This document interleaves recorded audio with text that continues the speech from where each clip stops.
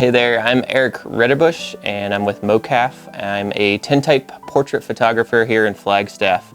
And today we're going to talk about the magic and science behind 19th century photography.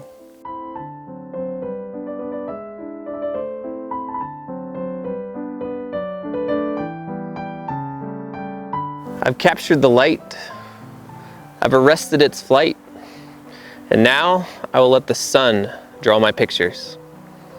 That actually came out of Louis Daguerre's mouth in 1939, and that's what we kind of consider the forefront of photography, the very, very start. So Louis Daguerre was kind of a colorful character. He was a French guy, and he got famous, made his money actually doing paintings, and he would do these dioramas as well as this huge elaborate paintings in this revolving room, and it was a spectacle. They had light flashing all over the place and illuminating different parts and their sounds and everything. So I would have loved to have been back there for something like that. But he used the money for those ventures for his ultimate passion, which was trying to figure out how to capture the light. So for a long, long time, we've known how to create an image, and we had something called the camera obscura, and it was a pretty cool technique of basically lenses that would project the image down onto a surface there,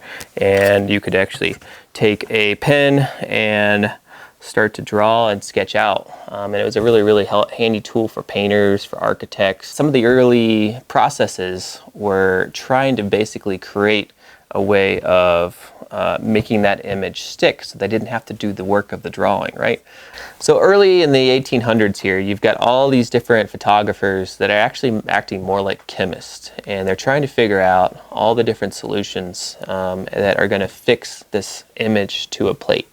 And that's pretty significant, isn't it? Because before that, all we had was people's interpretation of these things. So they had drawings, they had paintings, and when we actually have a photograph, you've got the actual reflection of reality. It is a historical record of what was happening at that moment. And the science community was really, really interested in this as well, because you had you could take a picture of a spider and send it off to a different part of the world, and that you would have to have the actual specimen to study the anatomy of this spider. You could have just the image of it, and it's not somebody's loose interpretation in a drawing that could be flawed there. Something else that's kind of fun with that is a lot of people were kind of annoyed at this new form of portraiture. And before, you know, if you got your portrait done by a painter, you could take his liberties a little bit. Oh, I don't really want that mole in there whatsoever. So if you could just leave that out and could do a little bit thinner, maybe, or a little bit fatter, whatever you kind of wanted to do, and kind of add it onto that. But people were kind of horrified when they actually saw an actual picture of themselves, in the reality of what they look like, and there was definitely some pushback early on. In 1851, an Englishman named Frederick Scott Archer published his process called the wet plate collodion process, and what he was able to create from this was a tintype. Okay, and that's what I actually make today.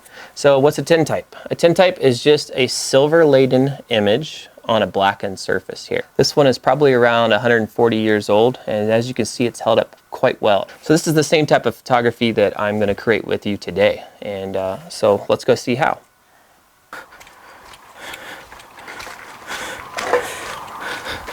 Okay.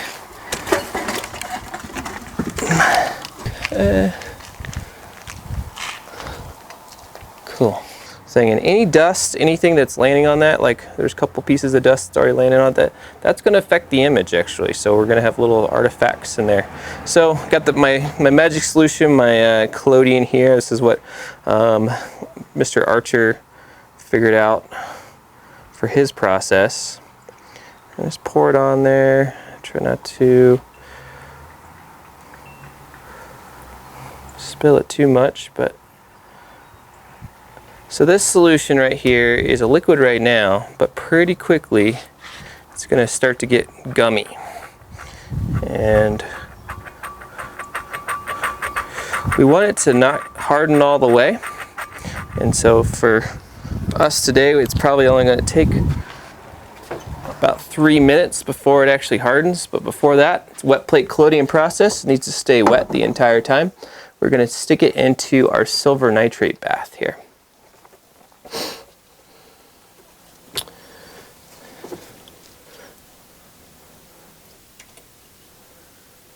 Once it goes in there, it's now combining with the silver nitrate. You've got the salts are actually switching some molecules with the silver in the bath, and you're actually getting a silver iodide that is forming onto this plate here. So it's all temperature dependent, humidity dependent, so you have to make adjustments whether on your recipes of your actual chemicals or on your timing as well. So there's a lot involved to kind of experiment with and to try to figure out in this process. So at this moment I'm going to take probably about 1.5 minutes, and I am going to, after that time, it'll have just the right amount of silver kind of connected to that plate. That collodion acts as a glue, and it actually pulls the silver iodized and right onto that plate right there. I'm going to take it out of here and put it into my plate holder here, and this is light tight as well. Again, this is light sensitive the entire way, so we need to make sure that it doesn't touch any light that we don't want it to.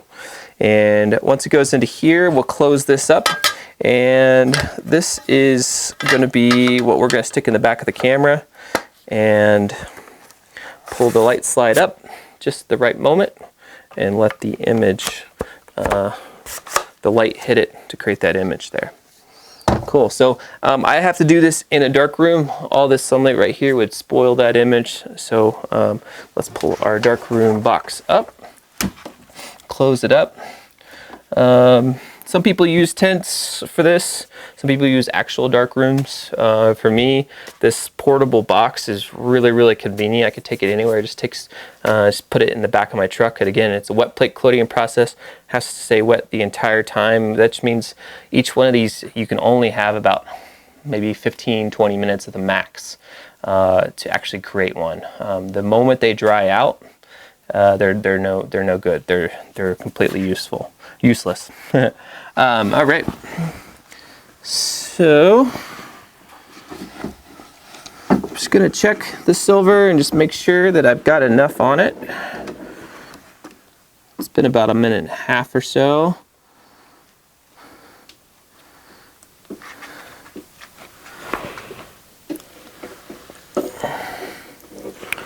Let's put a little bit of red light and kind of check the plate. I think it does look pretty good.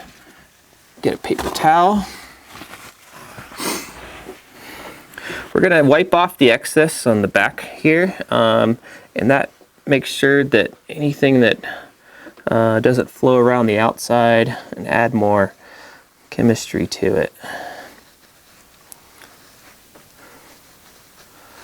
Okay, so we're cleaning up the outside here. Again, this is light sensitive.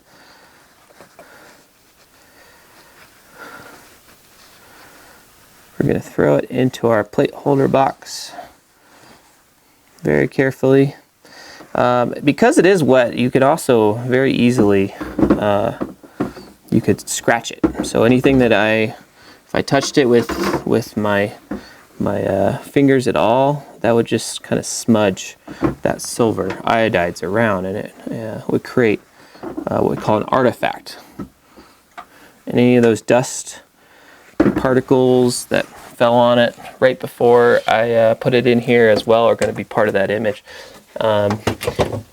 So now we've got this light type box, and we're going to take it to the back and put it in the back of our camera and take our shot here. So think of this as like a giant piece of film in there, light sensitive, only I just made it a few moments ago. So let's go check it out. First thing is I need to make sure that he's in focus. And so we do it the old-fashioned way. You can actually might be able to see a bit of an image in there. Cool, that looks good with me. One cool thing about these old cameras is you can do a lot with the different focal range. You can actually just contort this whole entire camera and mess around with the focus. The lens that we're going to be using today is this is a 1914 Voigtlander. I always like to think like maybe this thing saw World War I or something. It's kind of cool. All right. Cool, so I'm pretty happy with my composition here. We're gonna be shooting into the shade. Shade gives a little bit less contrasty, a little bit more full images. I'm gonna go for right around a second or so for my exposure, and I'm gonna use my hat. We're just gonna stick it right into the back of the camera there. We're gonna pull the dark slide. Is Jason 5000 ready? Ready. Are you gonna stand super still for 1 second? All right. So we're gonna pull the slide here. 3, 2, 1. And there it is. We've taken a shot. Close it back up. So now we've got our development that's gonna happen here. So first of all, I've got a developer that is a copper sulfate, ferrous sulfate, alcohol, glacial acetic acid, and water. And all those are mixed together to basically what this is going to do is change the images, the part of the image that was touched by light, by the energy of the light. It's going to turn that into molecular silver, so actually metallic silver here. So this is actually the hang up for most people that are starting. It's the most difficult.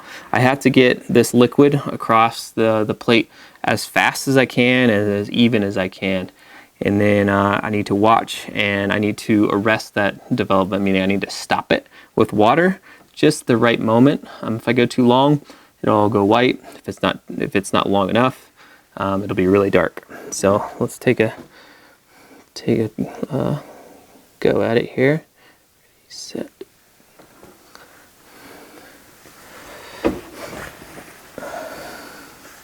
I've got a little thing in there in the middle of it. So yeah, it's a little long, my exposure, but there's an image there. So let's open it up and we get to see what our image actually looks like here. All right, so the final step that we're going to do here, and this is the magical moment. This is the moment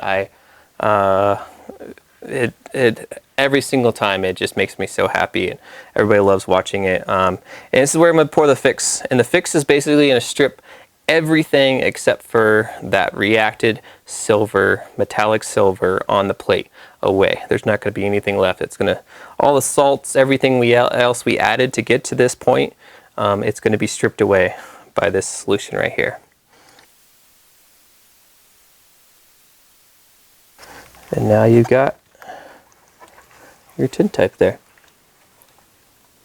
I'll have to do a very extensive cleaning process to get everything off, all the different chemicals, and if I do that right, the only thing you're left with is that metallic silver on a black plate. If you remember right, it was a black plate that we were using. So the darks are just, they're just nothing. They're just the black plate shining through. Anything that's white, gray, it's molecules of silver, metallic silver that's laying right up on top of the plate, which is kind of I think it's a beautiful thing. Afterwards, after I do the extensive washing, we dry it out. It becomes a little bit harder, but we don't stop there because that silver can still be scratched off. Silver can still tarnish, and so we actually are going to put a layer of varnish over the top of this image, and it's going to last for hundreds and hundreds of years. And people in the future, Jason 5000 will be their inspiration, I'm sure.